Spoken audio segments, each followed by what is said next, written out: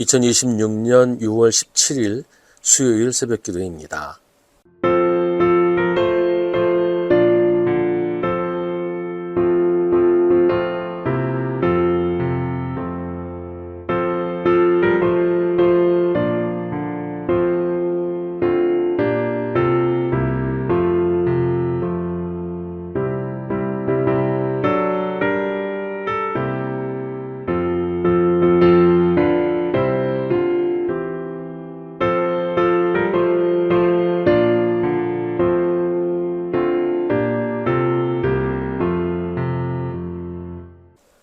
요나서 3장 1절부터 10절입니다.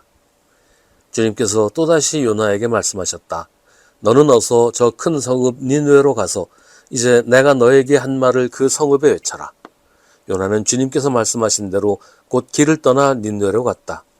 니느웨는 둘러보는 데만 사흘길이나 되는 아주 큰 성읍이다. 요나는 그 성읍으로 가서 하룻길을 걸으며 큰 소리로 외쳤다. 40일만 지나면 니느웨가 무너진다.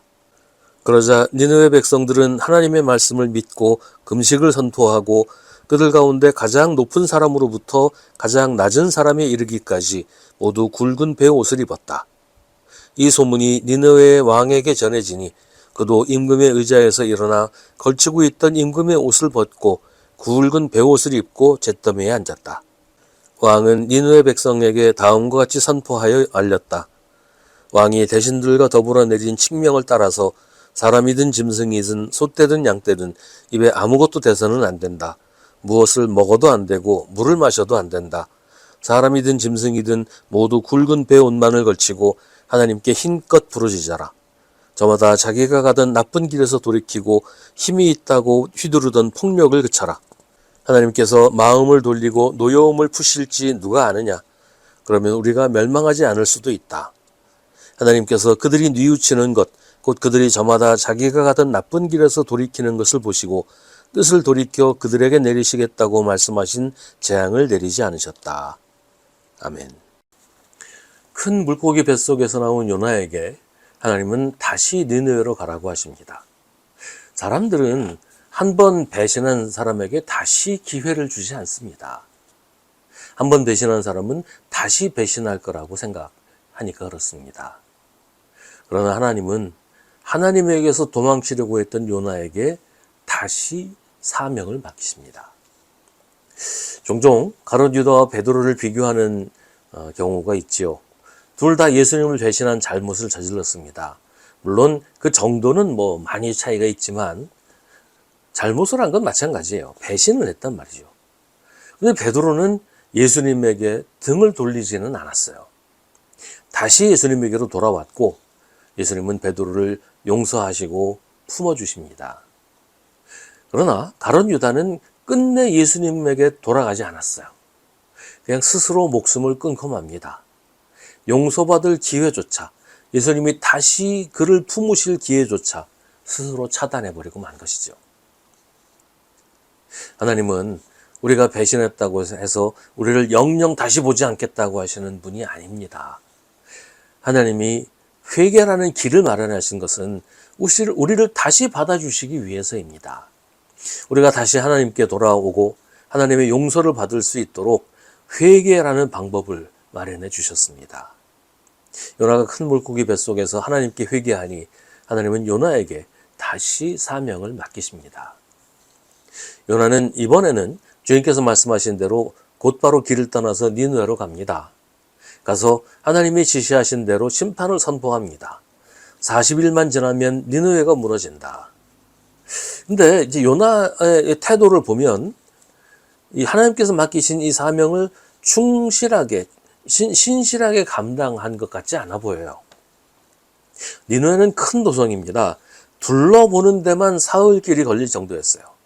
근데 요나는 거기서 겨우 하루를 걸으면서 외쳤습니다. 하나님의 말씀을 듣지 못한 사람이 들은 사람보다 더 많을 정도예요. 그냥 대충 다니면서 건성건성 전했다는 느낌이 듭니다. 그런데도 들을 귀가 있는 사람은 들었고 그 사람들을 중심으로 대대적인 회개운동이 일어납니다. 니느웨 백성들은 하나님의 말씀을 믿고 금식을 선포하고 가장 높은 사람으로부터 가장 낮은 사람에 이르기까지 굵은 베옷을 입었습니다. 심지어 이 소문이 왕에게까지 전해져서 왕도 역시 회개운동에 동참합니다. 왕은 온 백성에게 회개하라고 명령하면서 어떻게 하는 것이 회개하는 것인지도 알려줍니다. 저마다 자기가 가던 나쁜 길에서 돌이키고 힘이 있다고 휘두르던 폭력을 그쳐라.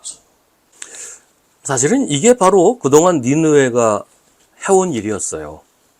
힘이 있다고 폭력을 휘둘렀던 거 말입니다. 그래서 니느웨는 바로 그것을 회개했어요. 하나님은 그들이 말로만 회개하는 것이 아니라 저마다 자기가 가던 나쁜 길에서 돌이키는 것을 보셨습니다. 그것이 진정한 회개이고 하나님께서 받으시는 회개입니다. 말로만 잘못했다고 하는 것으로는 부족합니다. 그게 삶으로 나타나야 합니다. 하나님은 그들의 회개가 진실이라고 인정해 주십니다. 그래서 뜻을 돌이켜 그들에게 내리시겠다고 하신 재앙을 내리지 않으십니다. 심판을 철회하신 것입니다. 이 사건을 통해서 우리는 중요한 사실 한 가지를 발견하게 됩니다. 하나님은 하나님이 세우신 계획이나 결정을 취소하시기도 한다는 거예요. 한번 결정했으면 하늘이 두 쪽에 나도 무슨 일이 있어도 그대로 밀고 나가시는 하나님이 아니시라는 겁니다. 하나님은 고집불통이시다. 이런 생각을 우리가 많이 하잖아요. 근데 성경은 항상 말합니다. 하나님도 계획을 변경하시고 결정을 번복하시고 취소하기도 하신다고 말입니다. 물론 하나님 혼자서 이랬다 저랬다 기분 따라서 이렇게 할까? 또 기분이 나빠지면 또 저렇게 할까? 이건 건 분명히 아니에요. 그러나 하나님의 결정에 사람이 어떻게 응답하느냐에 따라서 하나님의 결정은 언제든지 바뀔 수 있다는 것이죠. 니느웨가 회개하니까 하나님은 니느웨를 심판하지 않기로 하십니다. 벌하고 멸하시는 게 하나님의 목적이 아니기 때문이에요. 하나님은 우리가 회개하고 돌아오기를 바라십니다. 하나님의 결정은 언제나 우리를 위한 것이고 하나님의 목적은 우리를 회복시키시는 것입니다. 하나님의 마음을 우리가 이해해야 합니다. 깨달아야 합니다. 성경은 계속 말하죠. 하나님을 알라고 말입니다. 하나님의 사랑과 자비를 우리가 깨달아야 합니다. 하나님은 언제나 우리를 사랑하시는 우리의 아버지이십니다.